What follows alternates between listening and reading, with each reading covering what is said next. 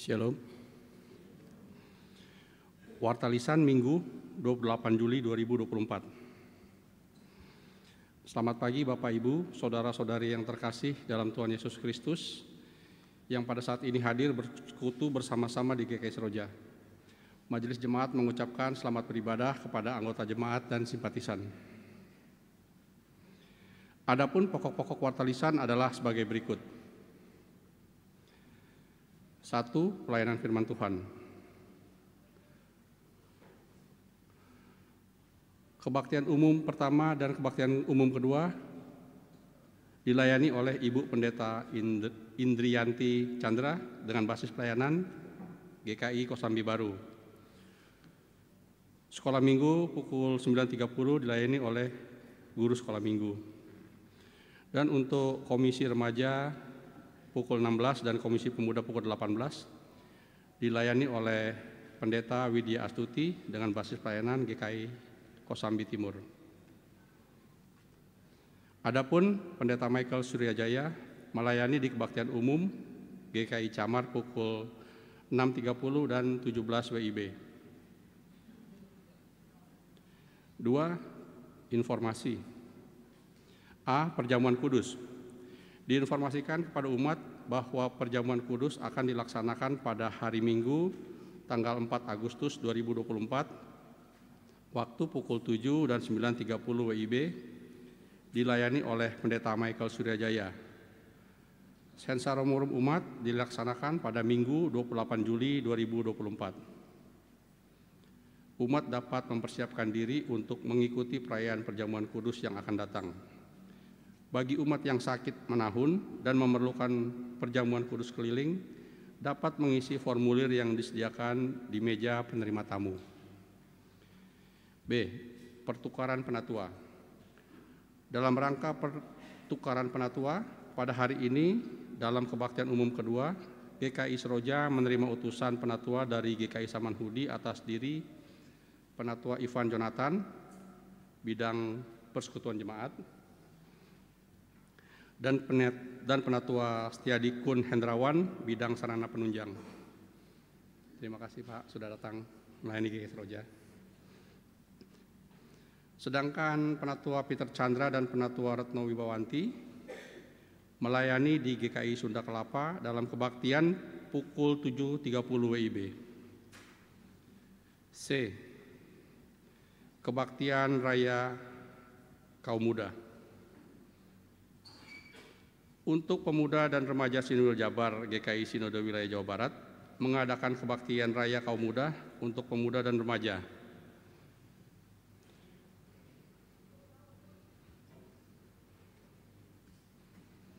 Informasi lengkap dapat dilihat di WhatsApp grup Kasih dan Warta Digital atau cetak. D. Foto untuk pembaruan data umat di DBAJ. Pembaruan database anggota jemaat dan simpatisan GKI Seroja akan dilaksanakan mulai Minggu 4 Agustus 2024. Majelis Jemaat telah menyiapkan petugas di kebaktian umum 1 dan 2 untuk mendokumentasikan pas foto umat untuk melengkapi database. E. Majelis Jemaat GKI Seroja dan Panitia Pengembangan GKI Seroja berterima kasih atas partisipasi Bapak Ibu dan Saudara-saudari dalam gerakan 5.000 sehari tahap 1 dan 2. Berikut laporan rekapitulasi dana yang terkumpul dari gerakan 5.000 sehari, amplop hijau PPG dan tenda PPG.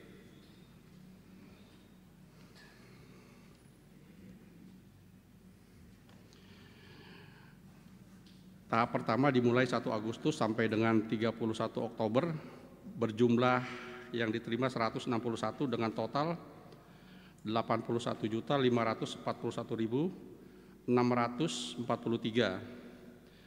Tahap kedua dimulai 1 Februari sampai dengan 30 April 2024. Terkumpul 118 dengan total 57.771.628. Jadi total tahap 1 dan tahap 2 279 dengan total dana terkumpul Rp139.313.271.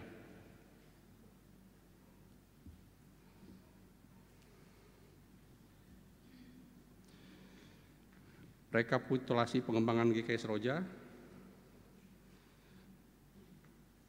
periode Januari 2024 sampai Juni 2024 dari amplop hijau, transfer dan tenda PPG terkumpul dana sebesar Rp65.553.560. Sedangkan untuk total gerakan 5.000 plus PPG terkumpul dana Rp204.866.831.000.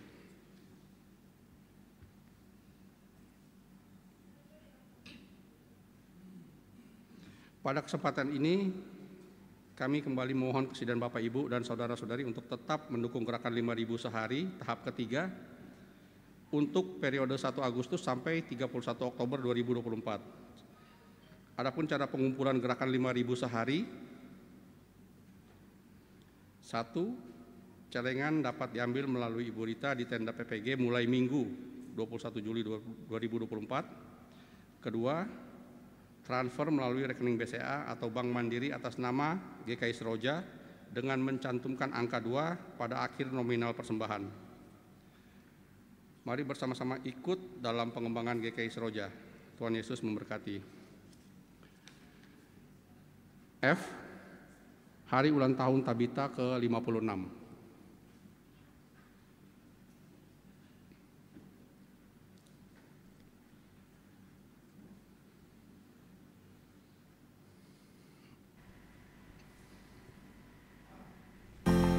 "56 tahun PPK Tabita, berbuah lebat dan menjadi berkat." Sobat Tabita, di tahun 2024 ini, PPK Tabita genap berusia 56 tahun. Satu pencapaian yang merupakan anugerah dari Tuhan. Berawal dari pelayanan kedukaan bagi jemaat diakonia GKI, Tabita kini bertumbuh kembang menjadi layanan kedukaan yang berintegritas, berfasilitas lengkap dengan tenaga profesional. Tabita mengelola sepenuhnya rumah duka Husada di Jakarta Pusat, serta rumah duka dan krematorium Tabita Ukrida di Jakarta Barat. Fasilitas dan layanannya tersedia lengkap, dengan paket-paket kedukaan yang bervariasi. Ruang-ruang duka berbagai ukuran, termasuk ruang duka satu lantai yang eksklusif, nyaman, dan privat, serta layanan krematorium yang ramah lingkungan. Seiring pertumbuhan member Tabita, paket-paket membership terus diperbarui. Dan dalam waktu dekat, krematorium Husada akan segera beroperasi. Kami Tabita siap melayani dengan hati. Tabita, sobat di kala duka.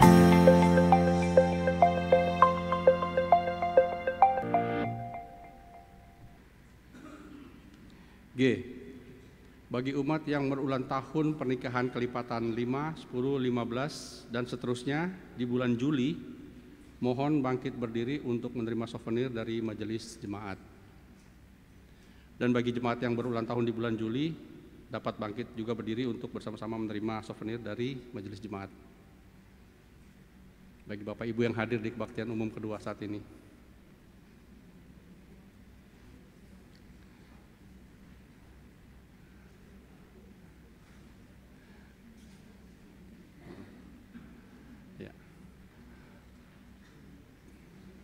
Ya, tolong bangkit berdiri. Selamat ulang tahun, Bu. Tolong diantarkan souvenirnya, Pak.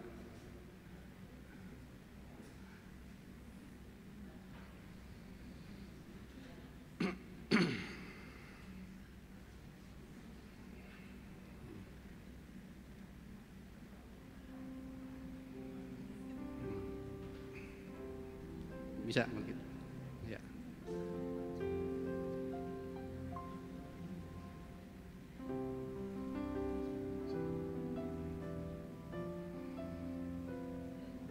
Satu lagi, Pak.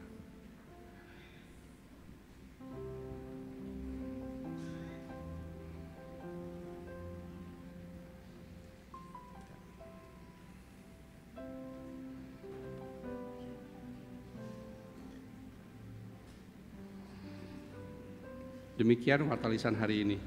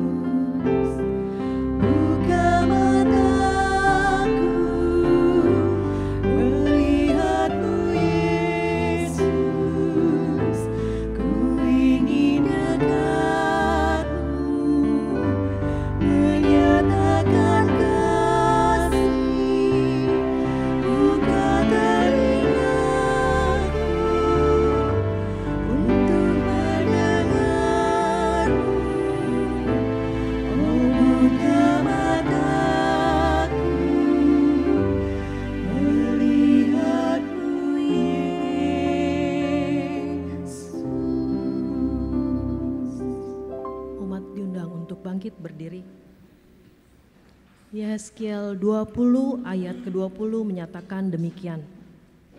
Kuduskanlah hari-hari Sabatku, sehingga itu menjadi tanda antara aku dan kamu, supaya orang mengetahui bahwa akulah Tuhan Allahmu. Mari kita kuduskan hari Minggu ini untuk memuliakan Tuhan Allah kita. Kidung Jemaat 21, hari Minggu, hari yang mulia.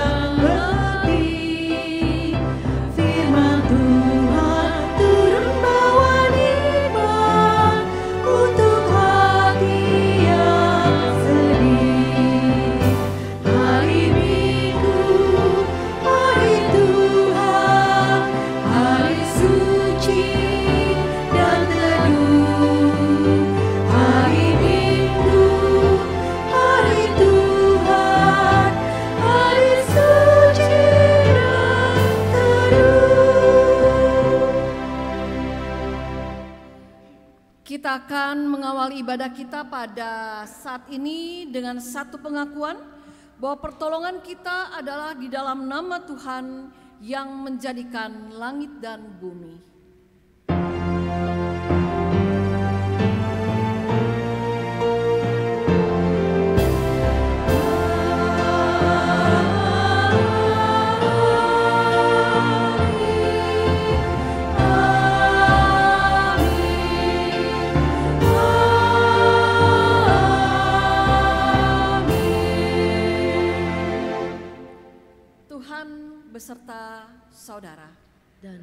serta saudara juga.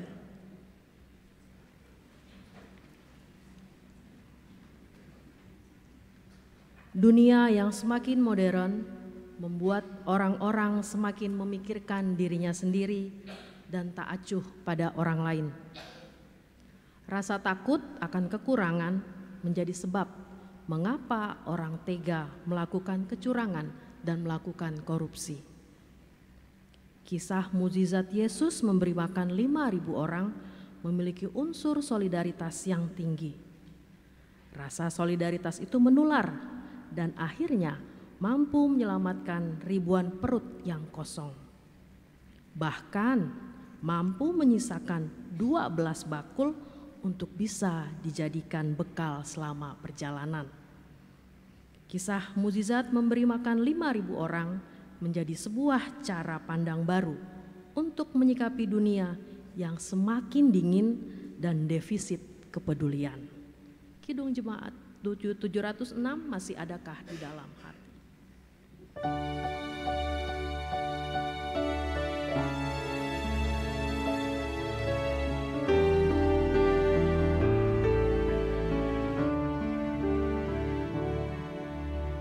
Masih adakah di dalam hati perhatian bagi yang terlantar, yang selalu minta perhatian dari orang yang berbelas kasih. Tuhan, tolong kami umat-Mu menyatakan kasih-Mu. Jadi pemberita kabar baik bagi yang lemah dan menderita. Masih banyak orang terpenjara, hidup terbelenggu dan tertawan, sungguh mengharapkan kekuatan, merindukan sanak dan saudara. Tuhan, tolong kami umat-Mu menyatakan kasih-Mu. Jadi pemberita kabar baik bagi yang lemah dan menderita. Masih banyak orang yang terbuang, tidak dihargai dan tersinggir. Hidup bagaikan sebatang kara, tak lagi mendapat kasih sayang. Tuhan, tolong kami umat-Mu menyatakan kasih-Mu. Jadi pemberita kabar baik bagi yang lemah dan menderita. Kita semuanya bersaudara, berikanlah yang dapat Kau berikan. Umat yang terkasih, saat ini kita diajak untuk memeriksa diri kita. Seringkali kita merasa kita menjadi pribadi yang paling istimewa, sementara orang lain tidak istimewa. Sehingga menjadikan kita seorang yang egois dan pada akhirnya kita jarang bahkan tidak pernah memikirkan untuk memberi perhatian dan kasih sayang kepada orang-orang di sekitar kita. Marilah dengan rendah hati kita memohon belas kasih dan pengampunan Allah atas segala dosa dan kesalahan kita. Kita berdoa. Allah Bapa kami yang bertahta dalam kerajaan surga, Bapa yang penuh kasih, Bapa yang begitu baik dalam kehidupan kami. Kami bersyukur dan berterima kasih Tuhan untuk keberadaan kami pagi hari ini. Ya Tuhan, di pagi hari ini kami memohon dengarkanlah seru dan doa kami atas setiap kesalahan dan pelanggaran yang sudah kami lakukan. Kerap kali kami menyakiti hati sesama kami melalui perkataan kami, melalui perbuatan kami. Kami melukai hati sesama kami dan kami melukai hati Tuhan. Kami memohon Tuhan memampukan kami untuk menjadi pribadi yang lebih baik lagi. Kami rindu Tuhan memberkati kami untuk tetap menjadi orang-orang yang penuh kasih dan kepedulian terhadap sesama kami. Biarlah melalui tingkah laku kami, Tuhan boleh nyata dan setiap orang boleh merasakan kasih Tuhan dalam kami. Di dalam nama Tuhan Yesus kami berdoa dan bersyukur. Haleluya, amin. NKB 85 ayat 1 dan 2, karena kasih-Nya.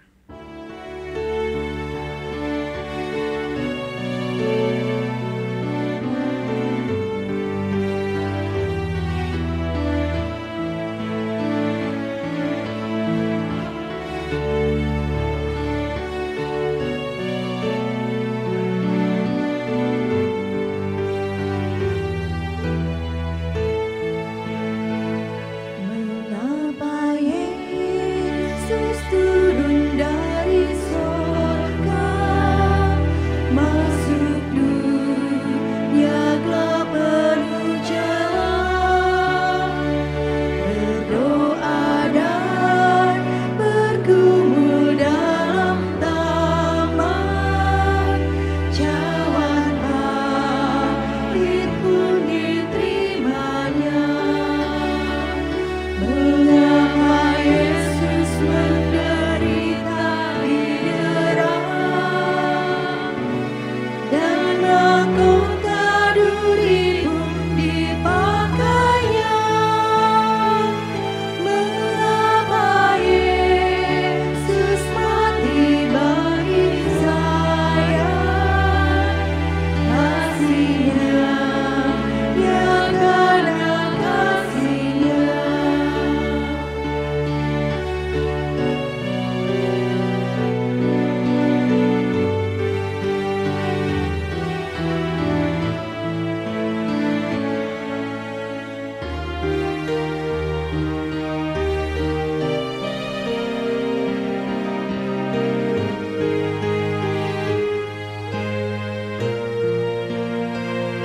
Mengapa Yesus mau pegang tanganku bila ku di jalan tersesat?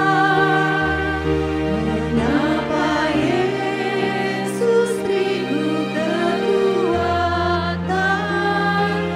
bila jiwaku mulai penat? Mengapa Yesus mau menanggung dosaku? Beriku damai serta sukacita-Nya. Mengapa Dia mau melindungiku? Kasih-Nya, ya karena kasih-Nya.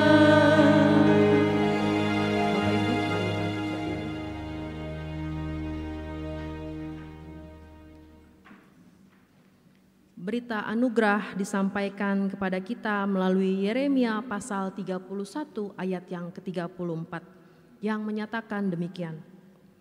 Tidak perlu lagi orang mengajar sesamanya atau saudaranya dengan mengatakan, "Kenallah Tuhan." Sebab mereka semua besar kecil akan mengenal aku. Demikianlah firman Tuhan. karena Aku akan mengampuni kesalahan mereka dan tidak mengingat-ingat lagi dosa-dosa mereka. Di dalam Kristus engkau telah diampuni. Di dalam Kristus engkau pun telah diampuni. Damai Kristus bagimu. Damai Kristus bagimu juga. Salam damai Pak.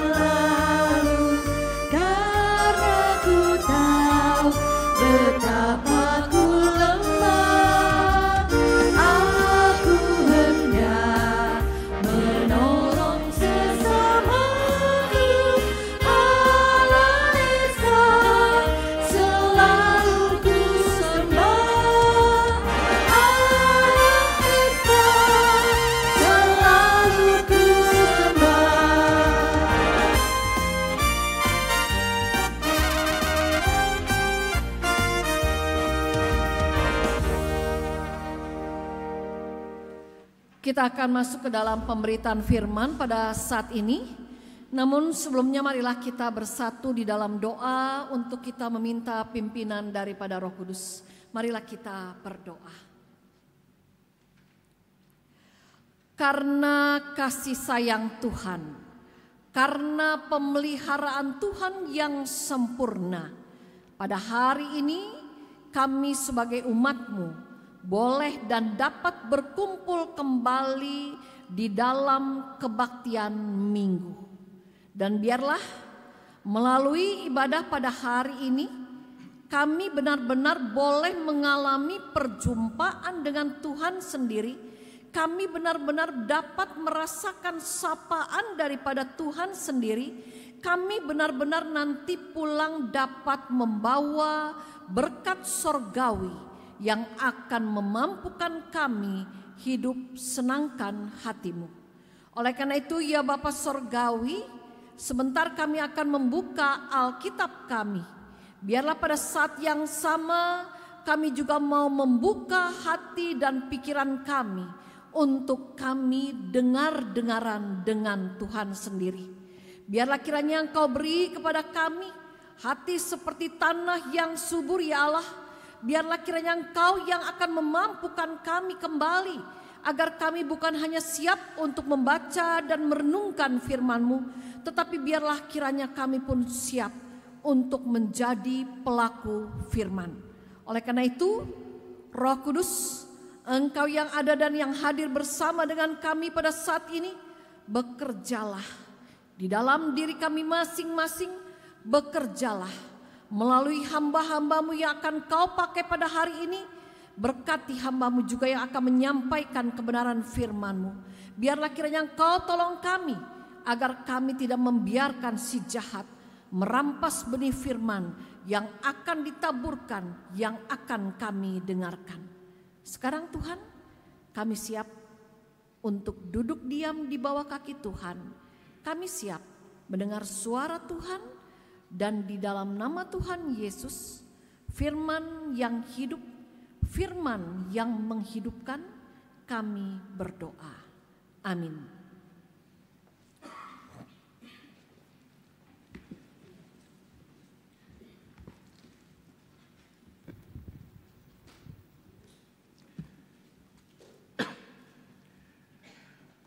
Bacaan pertama dari kitab 2 Raja-Raja pasal 4 ayat 42 sampai ayat 44. Kitab 2 Raja-Raja pasal 4 ayat 42 sampai ayat 44. Ada seorang dari Baal Salisa datang membawa abdi Allah roti buah sulung, yaitu 20 roti jelai serta gandum baru dalam sebuah kantong. Lalu berkatalah Elisa, berikanlah itu kepada orang-orang ini supaya mereka makan. Tetapi pelayannya itu berkata, bagaimana aku dapat menghidangkan ini di hadapan 100 orang? Jawabnya, biarlah kepada orang-orang itu supaya mereka makan, sebab beginilah firman Tuhan, orang akan makan dan masih ada sisanya. Ia lalu menghidangkannya bagi mereka, mereka makan dan masih ada sisanya, sesuai dengan firman Tuhan. Demikianlah sabda Tuhan.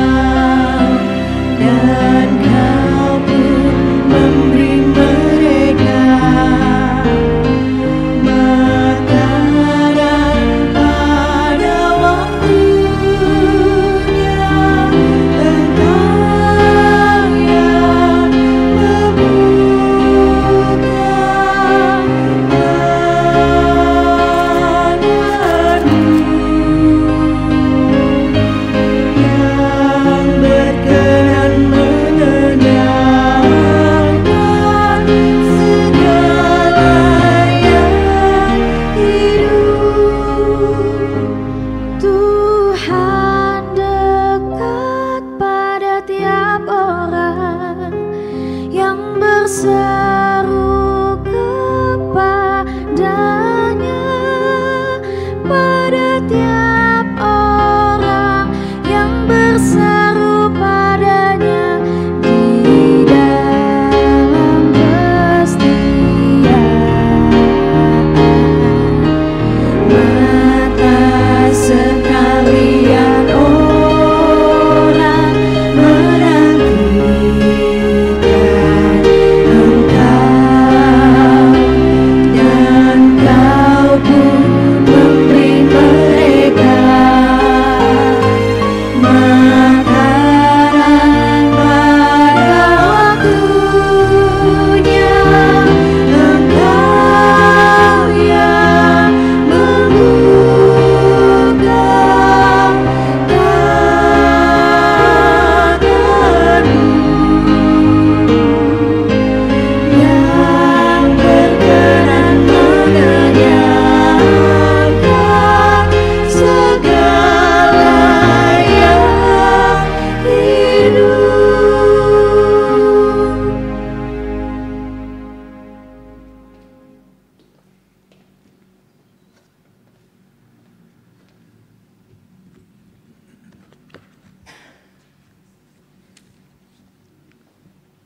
Bacaan kedua dari surat Paulus kepada jemaat di Efesus, pasal 3 ayat 14 sampai dengan ayat 21. Efesus pasal 3 ayat 14 sampai dengan 21. Itulah sebabnya aku sujud kepada Bapa, yang darinya semua keluarga yang di dalam sorga, di atas bumi menerima namanya. Aku berdoa supaya Ia menurut kekayaan kemuliaannya menguatkan kamu dengan kuasa melalui Roh-Nya di dalam batinmu, sehingga oleh imanmu Kristus tinggal di dalam hatimu dan kamu berakar serta berdasar di dalam kasih. Aku berdoa supaya kamu bersama-sama dengan semua orang kudus dapat memahami betapa lebarnya dan panjangnya dan tingginya di dalamnya kasih Kristus, dan dapat mengenal kasih itu yang melampaui segala pengetahuan. Aku berdoa supaya kamu dipenuhi di dalam seluruh kepenuhan Allah, bagi Dia yang dapat melakukan jauh lebih banyak daripada yang kita doakan atau pikirkan, seperti yang ternyata dari kuasa yang bekerja di dalam kita. Bagi Dialah kemuliaan di dalam jemaat dan di dalam Kristus Yesus, turun-temurun sampai selama-lamanya. Amin. Demikianlah sabda Tuhan. Syukur kepada Allah. Bacaan Injil pada hari Minggu ini diambil dari kitab Injil Yohanes pasalnya yang ke-6, ayatnya yang pertama sampai dengan ayatnya yang ke-21. Saya akan membacakan setiap ayatnya yang ganjil, dan saya meminta kesediaan Bapak dan Ibu dan Saudara semua untuk membaca setiap ayatnya yang genap. Yang demikianlah Injil Tuhan Yesus. Sesudah itu Yesus berangkat ke seberang danau Galilea, yaitu danau Tiberias.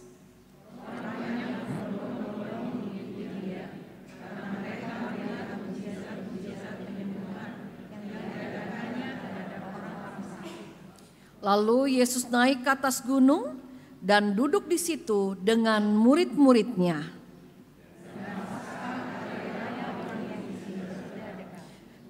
Ketika Yesus memandang sekelilingnya dan melihat bahwa orang banyak berbondong-bondong datang kepadanya, berkatalah ia kepada Filipus, "Di mana kita dapat membeli roti supaya mereka dapat makan?"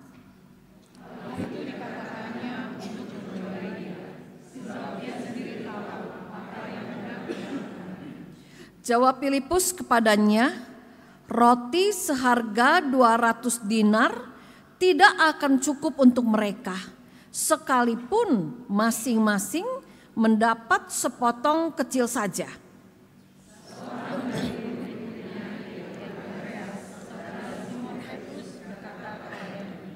Di sini ada seorang anak yang mempunyai 5 roti jelai dan 2 ikan. Tetapi apa artinya itu untuk orang sebanyak ini?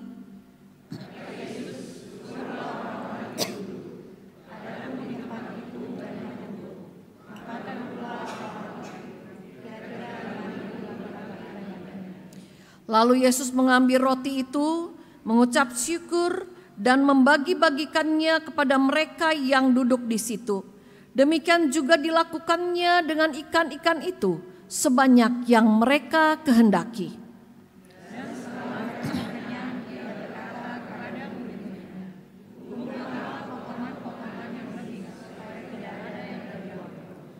Mereka pun mengumpulkannya dan mengisi 12 bakul penuh dengan potongan-potongan dari ke-5 roti jelai yang tersisa setelah orang makan.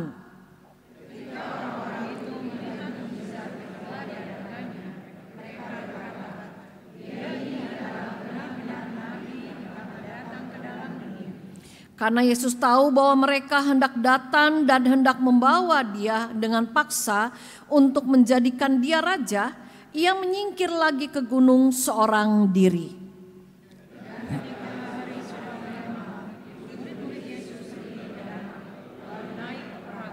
Dan menyeberang ke Kapernaum. Hari sudah gelap dan Yesus belum juga datang mendapatkan mereka. Sesudah mereka mendayung kira-kira 2-3 mil jauhnya, mereka melihat Yesus berjalan di atas air mendekati perahu itu. Mereka pun ketakutan.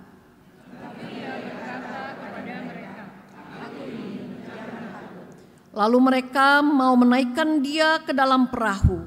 Dan seketika itu juga perahu itu sampai ke pantai yang mereka tuju. Sedemikian jauh pembacaan Injil Yesus Kristus. Kita senantiasa diingatkan bahwa yang berbahagia adalah kita yang siap bukan hanya untuk membaca dan merenungkan firman Tuhan, namun yang berbahagia adalah kita yang memelihara dengan melakukannya di dalam kehidupan sehari-hari. Haleluya.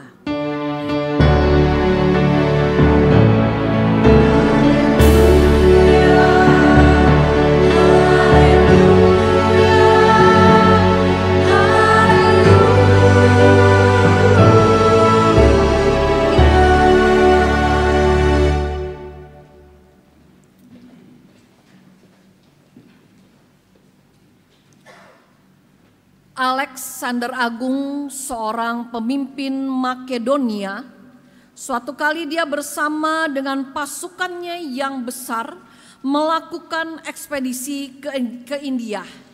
Dan ketika mereka akan kembali pulang ke negaranya, maka mereka harus melewati padang gurun dengan suhu yang sangat-sangat terik. Singkat cerita, maka pasukan besar dari Alexander Agung itu pada akhirnya kehabisan air minum. Dan pada akhirnya banyak tentara yang pada waktu itu yang mati karena kehausan. Saudara yang dikasihi oleh Tuhan, Alexander Agung tidak perlu takut kehausan. Dia juga tidak perlu takut akan mati karena kekurangan air. Karena bagi Alexander Agung sebagai raja, dia mempunyai satu hak istimewa, yaitu dia akan selalu dapat meminta air kapanpun ia memerlukan. Dan sebagai seorang kaisar, dia tidak perlu sama sekali takut kekurangan air, karena memang selalu ada air yang dikhususkan untuk Alexander Agung. Suatu kali Kaisar Alexander Agung ini meminta supaya pasukan pembawa perbekalan air itu datang kepadanya. Lalu apa yang dilakukannya? Ternyata saudara, setelah pasukan pembawa cadangan air untuk sang penguasa itu datang, maka yang dilakukan oleh Alexander Agung bukanlah ia lantas meminum seteguk dari air yang dibawanya, yang dibawa, tetapi yang dilakukannya adalah dia menumpahkan seluruh perbekalan air yang diperuntukkan baginya di padang pasir tersebut. Dia melakukannya untuk menunjukkan bahwa dia berbela rasa, bahwa dia senasib, bahwa dia sepenanggungan, bahwa dia merasakan apa yang dirasakan, apa yang dialami oleh para prajurit yang dibawanya. Dan sikap yang ditunjukkan oleh Alexander Agung itu adalah sikap solider, dengan dia mengorbankan apa yang menjadi haknya, sikap yang berempati, sikap yang peduli, sikap yang berbela rasa. Dan sikap itu jugalah kalau yang kita perhatikan pada hari Minggu ini yang juga ditunjukkan oleh Nabi Elisa ketika dia mendapat persembahan yang memang dibawa, diperuntukkan baginya, yaitu ada 20 roti jelai dan sekarung gandum. Maka dalam kitab yang kita baca bersama tadi, kita bisa melihat bahwa Elisa tidak menikmati itu sendirian. Tetapi yang Elisa lakukan justru setelah dia menerima persembahan umat itu, maka dia berinisiatif meminta para pengikutnya untuk membagikan apa yang ia dapatkan. Lalu para pengikutnya tadi dalam bacaan tadi dikatakan, gimana mungkin cukup? Cuma 20 loh. 20 roti jelai harus memberi makan 100 orang. Mana mungkin cukup? Tetapi kalau kita lihat dalam perikop yang kita baca tadi, toh ada sisanya. Elisa menunjukkan di dalam kehidupannya dia punya solidaritas. Dia punya empati, dia berbela rasa, dia punya belas kasih, dia punya kepedulian kepada orang-orang di sekitarnya. Dan hal itu juga saudara yang Yesus contohkan, hati yang solider, hati yang berempati, hati yang berbela rasa, hati yang peduli kepada orang banyak yang mengikutinya. Saudara, kalau kita lihat, saya yakin dan percaya Bapak Ibu nggak usah baca Alkitab juga udah tahu cerita ini. Dari sejak zaman kita masih sekolah minggu dulu, kita sudah tahu cerita 5 roti 2 ikan, sisa 12 keranjang. Nah pada saat ini kita juga menyaksikan pada dalam bacaan kita pada saat ini. Karena Yesus tahu bahwa pada waktu itu orang banyak yang mengikuti dia pasti sudah lelah.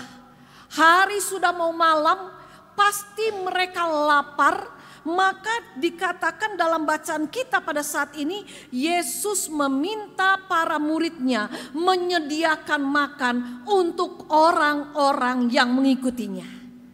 Dan luar biasanya, orang yang mengikut Yesus itu bukan 1, 2, 10 orang. Tetapi dikatakan sesuai dengan budaya dari orang-orang Yahudi, orang-orang Israel, yaitu mewakili budaya patriarki. Maka kita bisa melihat yang disebut di sini hanya 5.000 orang laki-laki. Belum termasuk perempuan, belum termasuk anak-anak. Jadi ada kemungkinan yang mengikut Yesus pada waktu itu berjumlah sekitar 10.000 orang. Dan permintaan Yesus pada waktu itu kepada murid-muridnya, kalau kita lihat, membuat para murid kebingungan. Ya, Yesus meminta sesuatu yang di luar nalar. Yesus meminta sesuatu yang secara manusia nggak mungkin gitu loh ya. Mengapa demikian? Di sini saudara kita bisa melihat dalam kitab Yohanes tadi, Filipus mewakili murid-murid yang lain mengatakan kalau toh kita mau memaksakan diri memberi makan kepada lebih kurang 10.000 orang, uang yang ada ini cuma 200 dinar loh. 200 dinar menurut standar makan cukup pada waktu itu hanya mungkin untuk makan 1 dinar itu hanya mungkin untuk makan 5 orang. 200 dinar artinya secara manusia hanya cukup buat 1.000 orang. Kalau mau kasih makan 10.000 orang, artinya perlu tambahan berapa lagi? Sekitar berapa lagi? 800 dinar, mau dari mana? Ya, lalu hal yang kedua, kondisi situasi yang ada pada waktu itu adalah berbeda dengan zaman sekarang. Tidak ada orang yang berjualan makanan pada waktu itu di sana. Toh kalau ada orang yang buka catering di sana, toh kalau ada toko serba ada dulu di sana. Mana mungkin ada toko yang bisa menyiapkan makanan dalam situasi yang mendadak untuk 10.000 orang. Filipus ngomong sama Tuhan, Tuhan gimana nih? Cuma punya 200 dinar loh. Nggak mungkin ya. Lalu Filipus juga mengatakan fakta yang mengatakan hal itu. Lalu kalau kita lihat saudara apa yang terjadi dalam bacaan kita, sesuatu yang indah terjadi. Ketika Filipus mengatakan roti seharga 200 dinar tidak akan cukup Tuhan untuk mereka. Sekalipun makannya sedikit-sedikit nggak bakal cukup. Dalam situasi begitu, salah seorang dari murid-muridnya yaitu Andreas membawa seorang anak kecil. Anak kecil yang punya bela rasa, hati yang berbela rasa. Anak kecil yang punya hati yang solider. Anak kecil yang punya hati yang peduli. Anak kecil yang sudah tahu untuk berempati. Anak kecil yang bersedia memberikan bekalnya kepada Yesus, yaitu bekal yang hanya 5 roti 2 ikan. Apa yang dibawakan oleh orang tuanya itu karena solidaritasnya. Dia menyerahkan itu kepada Yesus. Dan apa yang terjadi? Kalau kita lihat pada akhirnya saudara, 5 roti 2 ikan dibuat untuk makan 5.000 orang laki-laki sampai kenyang ya. Pada akhirnya sisa 12 keranjang. Nah saudara, kalau kita lihat peristiwa Yesus memberi makan 5 roti 2 ikan ini bukan hanya tercatat dalam Injil Yohanes. Tetapi peristiwa Yesus memberi makan 5 roti dan 2 ikan ini terdapat juga di dalam kitab-kitab yang lain. Ada 4 kali peristiwa ini disaksikan di dalam kitab Injil. Artinya ada pesan yang ingin disampaikan oleh kebenaran firman Allah melalui peristiwa Yesus memberi makan 500 orang laki-laki hanya dengan memakai 2 ikan 5 roti. Apa yang Tuhan mau sampaikan bagi kita sekalian? Saudara, yang pertama, kalau kita hidup sungguh mengasihi Allah yang kasihnya begitu lebar, yang kasihnya begitu panjang, seperti yang dikatakan dalam kitab Efesus yang kita baca bersama tadi.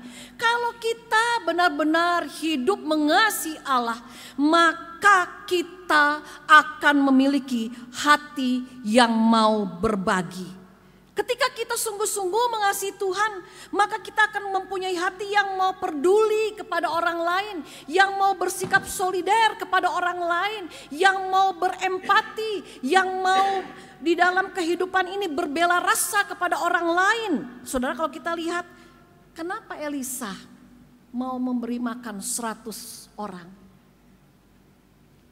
Karena dia punya hati yang peduli, berempati. Dia mau bersikap solider, seperasaan, sepenanggungan dengan orang lain. Kenapa Elisa bisa punya hati seperti itu? Karena dia punya hati yang mengasihi Tuhan.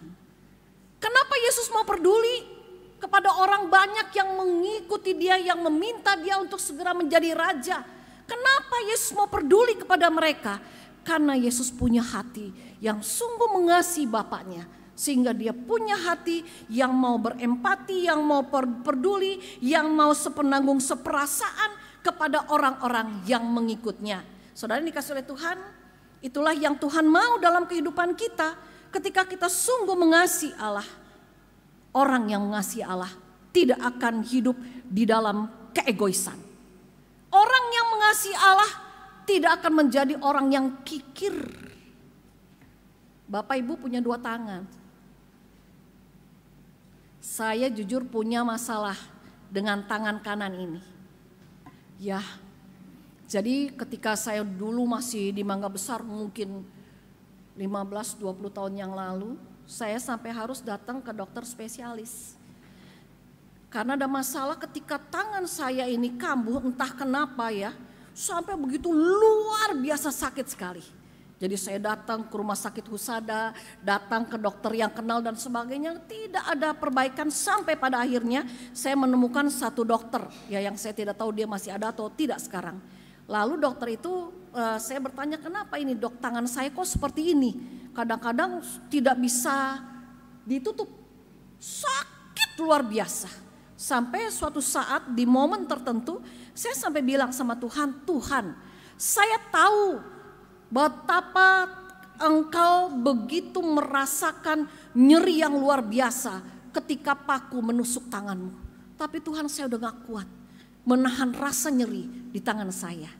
Dokter itu cuma mengatakan, saya gak bisa bilang penyakit ibu apa. Cuman sebabnya saya tahu. Ya karena tangan ibu terlalu banyak dipergunakan khususnya untuk menulis. Jadi sarannya apa dok? Ibu baiknya punya sekretaris. Dia gak tahu saya pendeta. Saya bilang ya, mau dari mana pendeta ada sekretaris ya begitu. Saya bilang aja dah ya. Jadi saudara, gak enak ketika tangan tidak berfungsi dengan baik, ini sangat tidak enak. Kita semua maunya tangan berfungsi dengan baik kan. Siapa yang mau punya satu tangan aja yang cacat? Saya kasih angpau nih. Ada lagi yang lain nih. Ada gak? Ada gak yang mau? Jangan tangan kanan dah, milih dah saya. Tangan kiri dah. Ada yang mau? Amit-amit ya. Kalau bisa tuh tangan kita selalu tangan yang sehat. Oleh karena itu kalau kita sudah mulai ada umur dan sebagainya kan kadang-kadang ada olahraga yang disarankan seperti ini ya. Buka tutup. Ini tangan yang normal nih, bisa buka tutup. Kalau tangan udah begini aja, ini artinya tangan yang sudah tidak normal. Kalau tangan yang begini aja, ini artinya tangan yang sudah tidak normal. Saya dan saudara jadi orang Kristen yang gak normal kalau cuma minta berkat tapi gak mau berbagi berkat.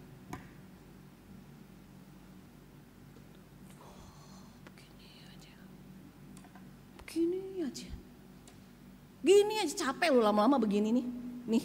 Ya orang yang begini aja tidak akan pernah merasa kaya di dalam Tuhan. Panggilan hidup Bapak, Ibu, Saudara dan saya. Jangan cuman minta berkat tiap doa ke gereja, minta berkat sama Tuhan. Bukannya gak boleh.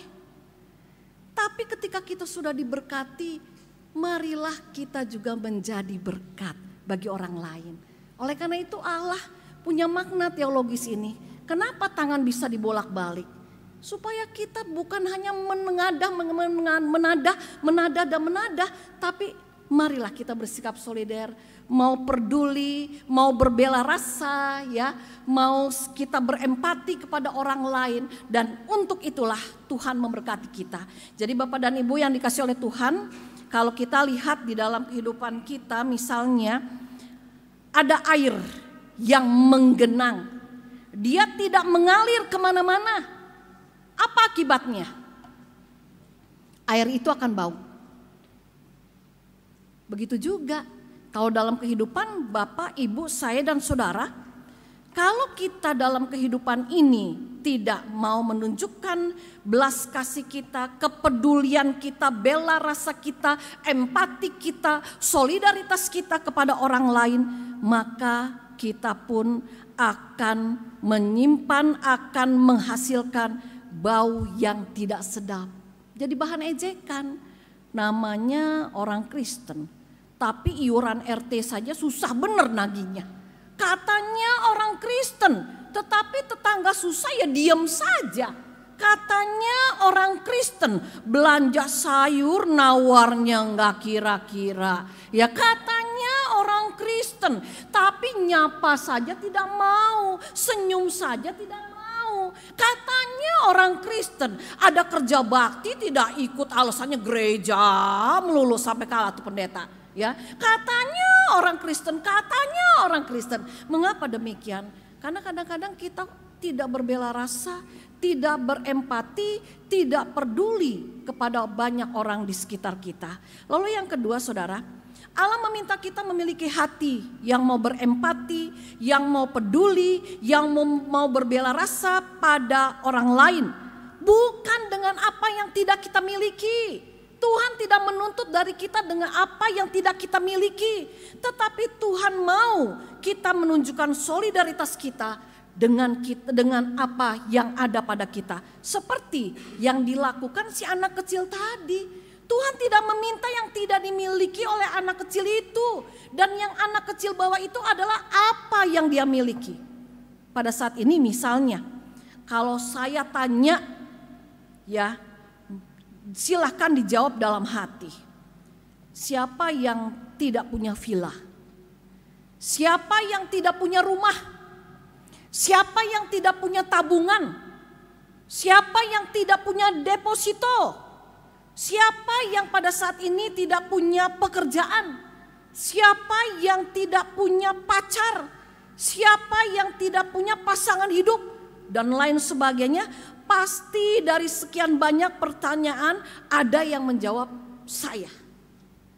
Kalau kita tidak punya istilahnya sesuatu yang memang dalam kehidupan ini, misalnya kalau kita tidak punya tabungan, Tuhan juga gak menuntut kita memberi tabungan kita. Kalau kita tidak punya nasi, Tuhan juga tidak menuntut kita memberi nasi. Tetapi yang Tuhan mau dalam kehidupan kita adalah apa yang kita punya, marilah kita pakai itu untuk menyatakan solidaritas Allah pada sesama. Apa sih yang kita punya? Apa yang semua kita punya? Hidup. Hanya orang hidup yang bisa memuji dan memuliakan nama Tuhan. Itu ada dalam kitab Mazmur. Kalau kita sudah mati, tidak akan pernah bisa memuliakan Tuhan. Kalau kita mau memuliakan Tuhan, sekarang waktunya dengan hidup kita. Hari ini belajar bersikap solider, ya, bersolidaritas. Lalu hal yang lain, saudara. Sikap solidaritas itu menular. Dalam perikop kita jelas sekali ini benang merahnya, ya. Karena Yesus bersikap solider, ya, maka murid-muridnya ikut bersolidaritas. Ketika Yesus mau memberi makan 5.000 orang, akhirnya murid-muridnya mengeluarkan 200 dinar uang mereka. Ketika itu terjadi, maka pada akhirnya kalau kita lihat ada juga anak kecil yang pada akhirnya ikut tertular oleh solidaritas itu dengan dia membawa apa? 5 roti, 2 ikan. Dan kalau kita lihat kenapa bisa sisa 12 keranjang?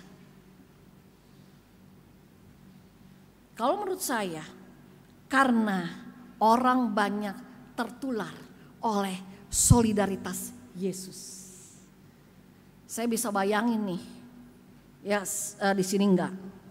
Kadang-kadang di gereja, kalau di gereja kami itu setiap minggu pertama kami akan mengadakan acara ramah tamah buat jemaat kebaktian 1, kebaktian 2. Setelah selesai begini kita akan turun ke bawah, makan snack disiapkan 2 macam oleh komisi dewasa, ada teh, ada kopi dan sebagainya, ngobrol-ngobrol gitu ya. Itu biasa dilakukan seperti itu.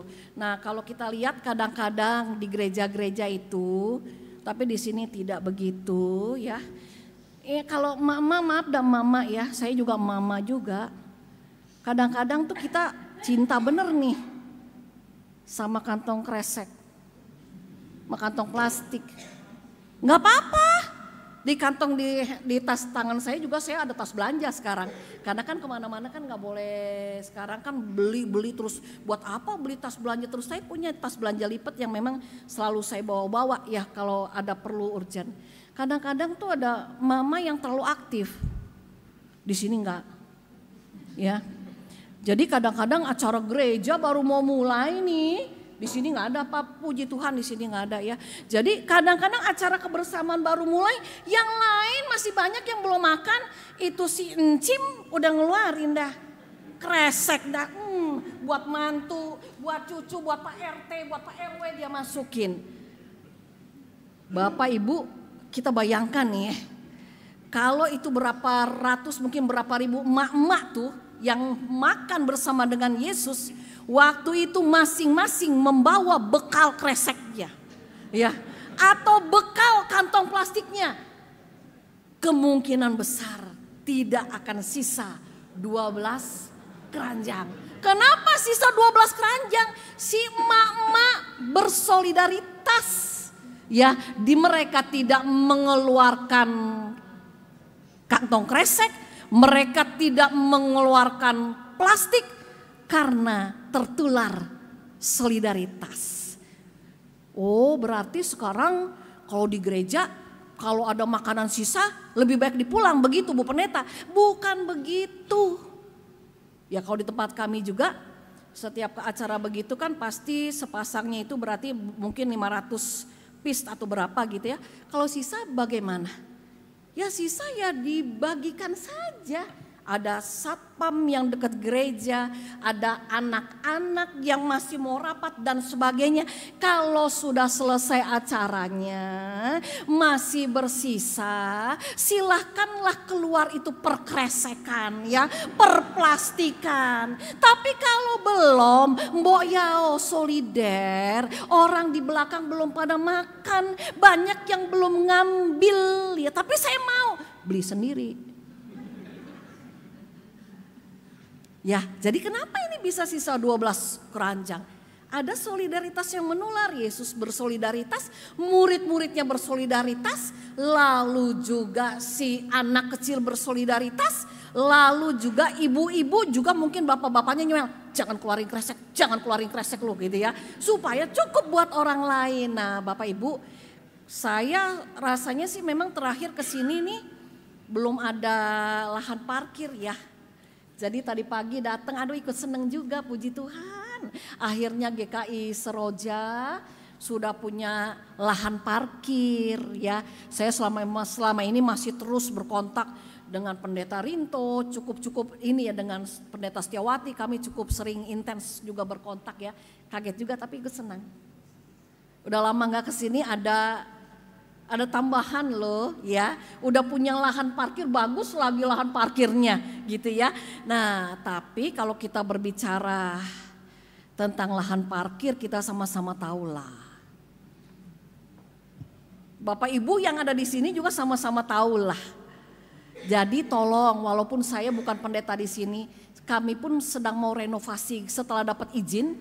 Puji Tuhan, Tuhan kasih kami rumah sebelah, jadi kami akan perlebar ruang kebaktian kami ya. Jadi memang kadang-kadang ada jemaat penatua nanya, Bu, emang ibu udah punya uangnya buat renovasi? Belum. Berapa M itu kalau dihitung? Tapi saya bilang belum. Anak saya juga nanya, Mami, memang udah ada uangnya Mi buat renovasi? Belum. Dari mana jadi? Saya cuma mau ngomong sebagai pendeta tamu, masih ada PR ya buat Bapak Ibu di GKI Seroja. Tahu sama tahu dah, saya nggak usah ngomong dah soal lahan parkir. Ya, saya lihat tadi grafiknya nurun loh. Dari yang pertama 100 berapa, soal celengan. Ya, tolong. Celengan. Tadi saya lihat turun tuh dari 100 sekian, yang periode kedua itu jadi turun nggak sampai 100 loh. Nggak sampai 100 tadi, kalau nanti mungkin kalau yang nggak jelas boleh menghubungi rekan penatua ya. Ada penurunan. Jadi Bapak dan Ibu, ayo kita solidaritas juga nih. Tunjukkan solidaritas kita sebagai jemaat GKI Seroja. Sehati, sepenanggungan, seperasaan. Ayo celengannya diambil. Diambil bukan buat dipajang di rumah. Ya, kami jujur di Kosambi Baru kami sudah 3 tahun pakai sistem celengan. Saya udah wanti-wanti sama jemaat, kalau sudah masukin uang itu ke celengan, jangan pernah dikorek-korek gara-gara tukang bakso, tukang bakmi, saya bilang. Ya, nggak boleh saya bilang begitu. Saya bilang gitu sama jemaat saya, kalau udah masuk ada tukang bakso kayak mau beli bakmi kayak nggak ada, tuangnya Tuhan. Nah ini buat GKI Seroja, ayo kita bersolidaritas sebagai satu tubuh Kristus.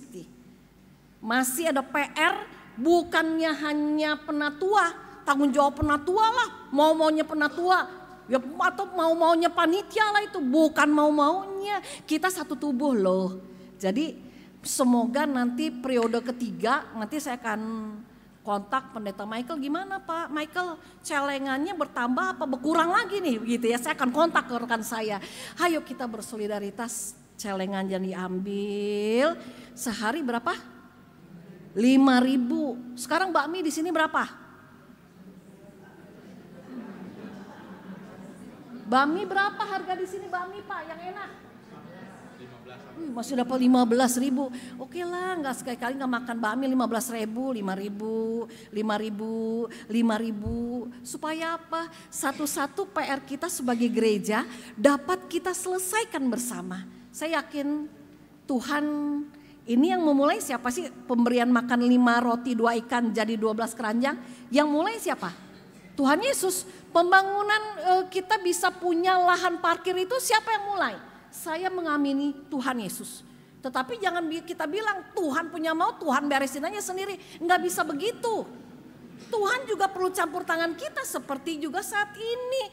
Yesus punya inisiatif kasih makan orang, harus ada kerjasama. Dari muridnya, dari anak kecil, bisa sisa 12 keranjang juga harus ada kerjasama dari yang diberi makan. Jadi Bapak Ibu, biarlah kiranya rasa solidaritas, sepenanggungan, kepedulian, kesehatian itu boleh semakin terwujud dengan kita juga secara nyata mengikuti gerakan Rp5.000 setiap hari.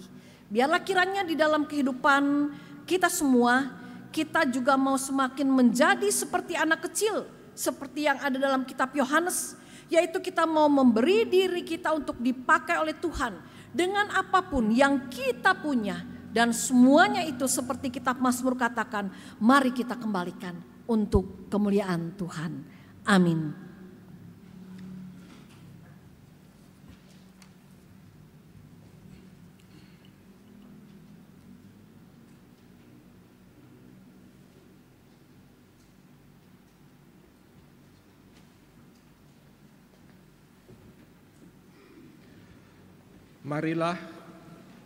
Marilah kita bersama dengan umat Allah di masa lalu, masa kini, dan masa depan dengan mengingat pengakuan pada baptisan kita menurut pengakuan iman rasuli demikian. Aku percaya kepada Allah, Bapa yang Maha Kuasa, Khalik langit dan bumi, dan kepada Yesus Kristus, Anak yang tunggal Tuhan kita, yang dikandung daripada Roh Kudus, lahir dari anak darah Maria, yang menderita sengsara di bawah pemerintahan Pontius Pilatus, disalibkan, mati dan dikuburkan, turun dalam kerajaan maut. Pada hari yang ketiga, bangkit pula dari antara orang mati, naik ke surga, duduk di sebelah kanan Allah, Bapa yang Maha Kuasa. Dan dari sana ia akan datang untuk menghakimi orang yang hidup dan yang mati. Aku percaya kepada Roh Kudus, gereja yang kudus dan am, persekutuan orang kudus, pengampunan dosa, kebangkitan orang mati, dan hidup yang kekal. Amin. Silakan duduk kembali.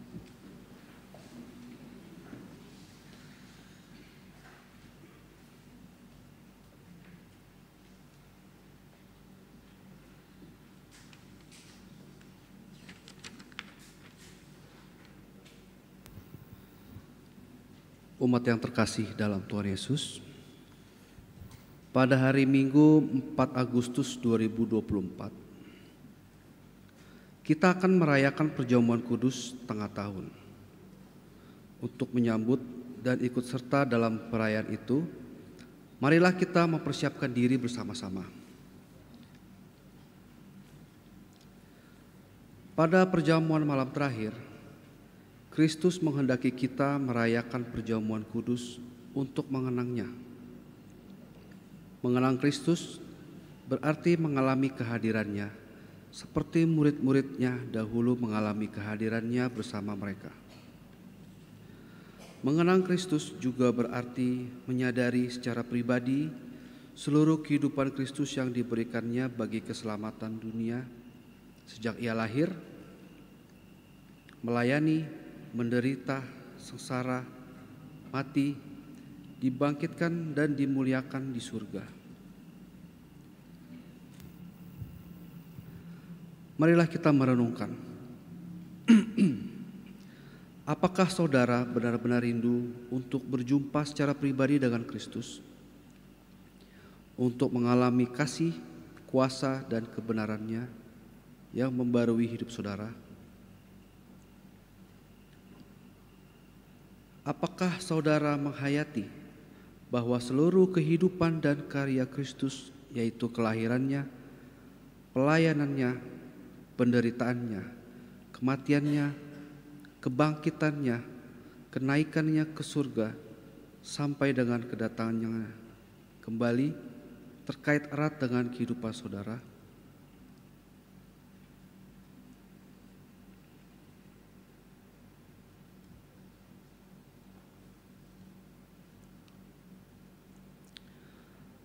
Pada perjamuan malam terakhir, ketika Kristus memecah roti dan mengangkat cawan, ia membagikan tubuh dan darahnya sendiri kepada murid-muridnya.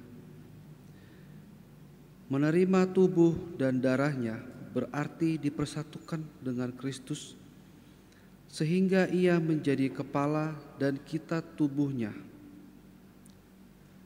Menerima tubuh dan darahnya berarti dipersatukan dengan semua orang yang menerimanya juga menjadi satu tubuh dan satu roh.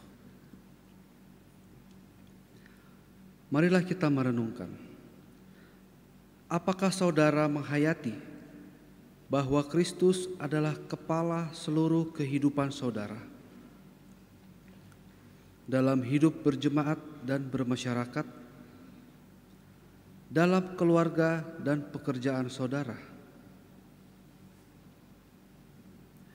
Apakah saudara menghayati bahwa saudara adalah anggota tubuh Kristus yang saling mengasihi seorang terhadap yang lain?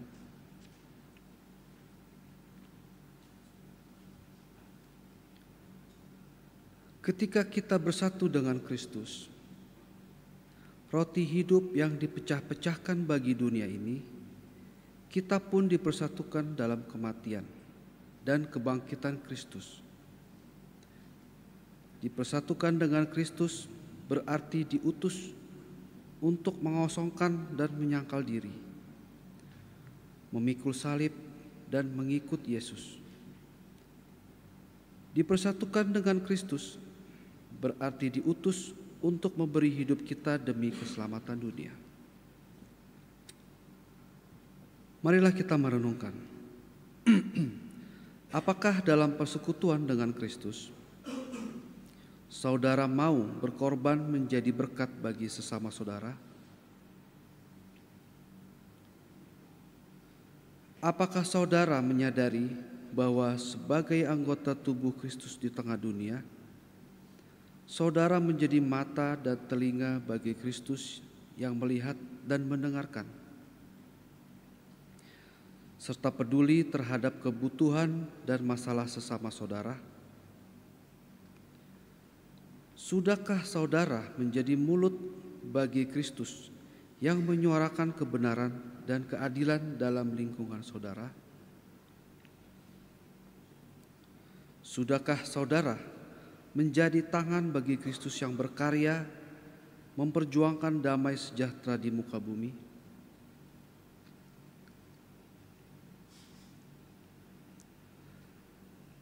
Apakah kita siap dan bersedia mengikuti perjamuan kudus pada hari Minggu 4 Agustus 2024 yang akan datang?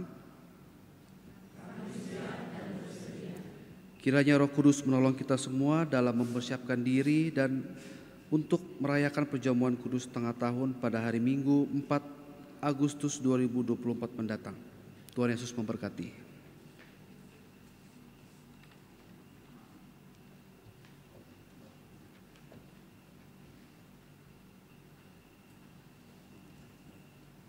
Kita akan bersama berdoa syafaat, mari kita berdoa.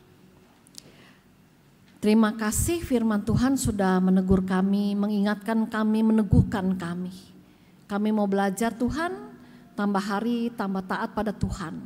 Biarlah kiranya solidaritas Tuhan yang luar biasa, yang terus mengisi hari-hari kami, itu boleh kami bagikan melalui tindak nyata hidup kami sehari-hari dimanapun Tuhan Yesus menempatkan kami.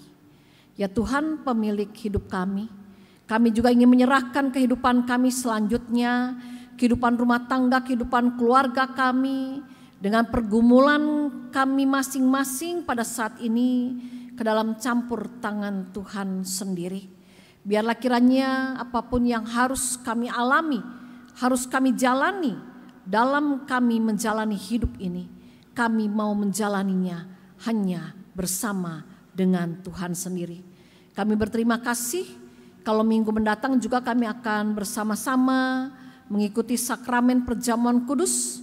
Biarlah kiranya melalui sakramen yang boleh kami ikuti, kami boleh semakin hidup senangkan hati Tuhan. Biarlah kiranya Engkau memberkati terus Tuhan keberadaan kami sebagai jemaat-Mu di GKI Seroja. Biarlah selalu ada kesehatian, selalu ada saling mendukung, saling menolong satu dengan yang lain, terutama di dalam kami sebagai gereja-Mu melaksanakan pengembangan dari gereja kami GKI Seroja.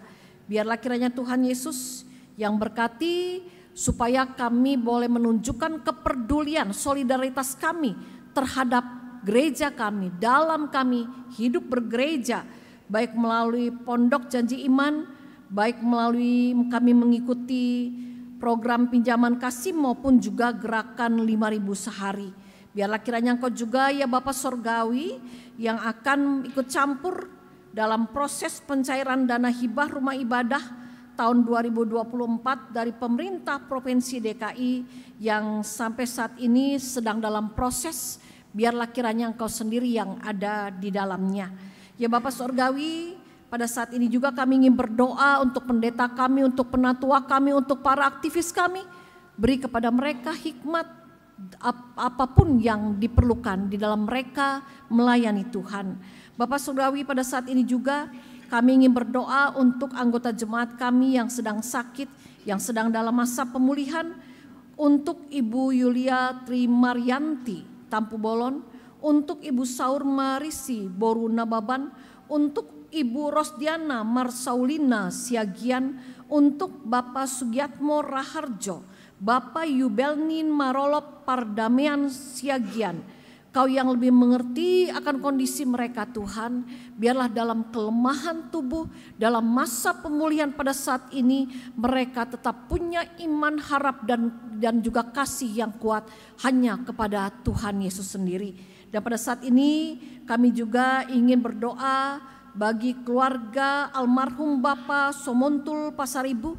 Biarlah kiranya Tuhan yang beri kekuatan, beri penghiburan kepada keluarga di dalam masa-masa kedukaan di mana Engkau sendiri yang telah memanggil Bapak Somontul Pasaribu untuk kembali pulang ke rumah-Mu. Ya Bapak Sorgawi, pada saat ini juga kami ingin berdoa untuk mereka yang berulang tahun, baik ulang tahun secara pribadi maupun juga pernikahan. Biarlah kiranya dengan bertambah usia secara pribadi, biarlah dengan bertambah usia pernikahan, biarlah saudara-saudara kami akan lebih lagi dapat memuliakan nama Tuhan. Berkati juga pemerintah bangsa dan negara kami dengan kondisi yang ada pada saat ini. Mampukan kami untuk tetap dapat menjadi warga negara yang baik. Ya Tuhan, pada akhirnya kami mau sempurnakan doa kami ini dengan doa yang Kau ajarkan kepada kami. Bapa kami yang ada di surga, dikuduskanlah nama-Mu, datanglah kerajaan-Mu, jadilah kehendak-Mu di bumi seperti di surga. Berikanlah kami pada hari ini makanan kami yang secukupnya, dan ampunilah kami akan kesalahan kami, seperti kami juga mengampuni orang yang bersalah kepada kami. Dan janganlah membawa kami ke dalam pencobaan, tetapi lepaskanlah kami daripada yang jahat, karena Engkaulah yang punya kerajaan dan kuasa dan kemuliaan sampai selama-lamanya. Amin.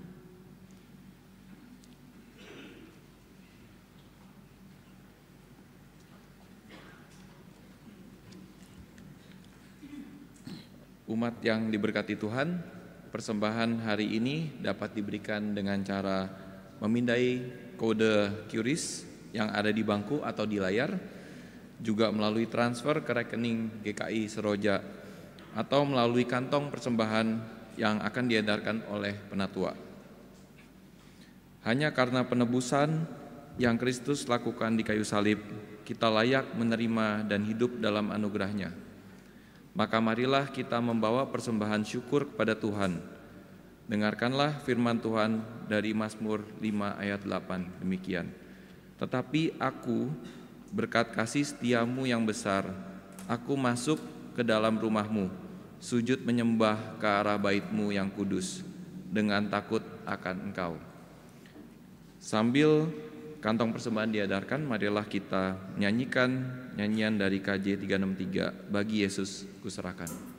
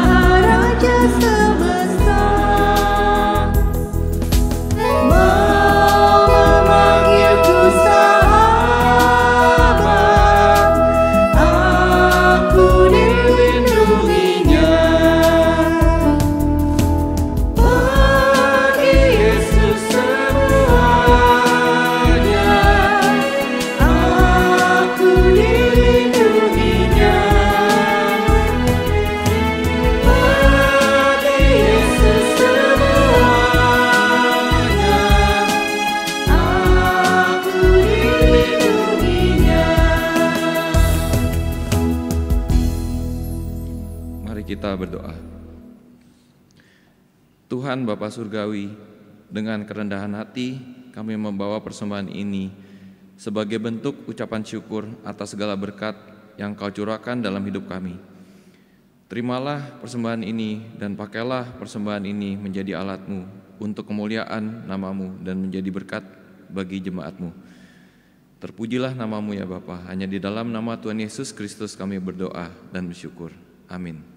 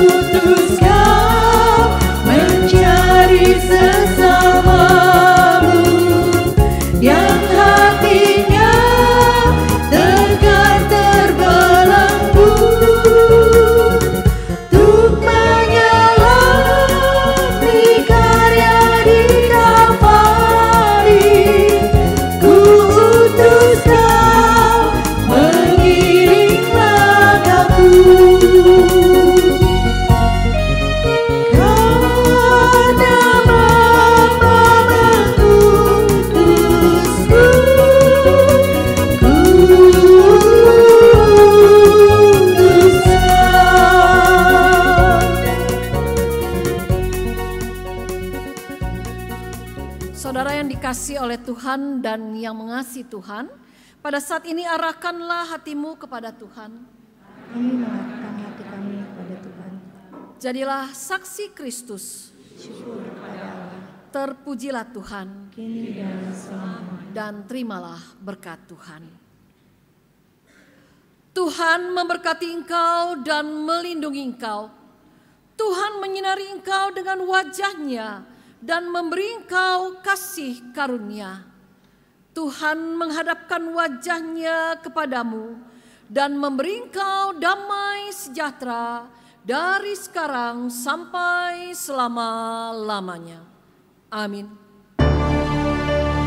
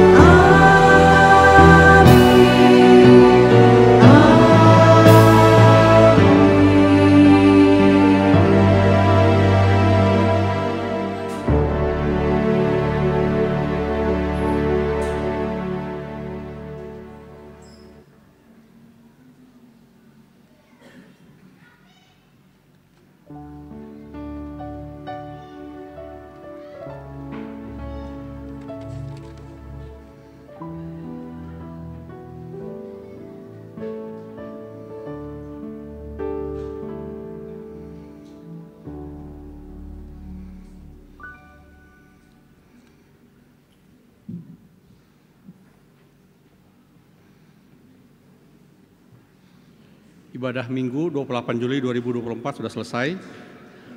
Mengingatkan kembali kepada anggota jemaat bahwa perjamuan kudus yang akan datang akan dilayani besok 28 Juli 2024. Bagi umat yang sakit menahun dan memerlukan perjamuan kudus keliling dapat mengisi formulir yang disediakan di meja penerima tamu. Atas nama Majelis Jemaat mengucapkan terima kasih atas pelayanannya kepada Ibu Pendeta Indrayanti beserta rekan penatua Ivan Jonathan dan penatua Setiadikun Hendrawan. Ucapan terima kasih juga diberikan kepada rekan-rekan majelis, para petugas pemusik, kantoriar, lektor, dan tim multimedia. Tuhan Yesus melayani, Tuhan Yesus memberkati.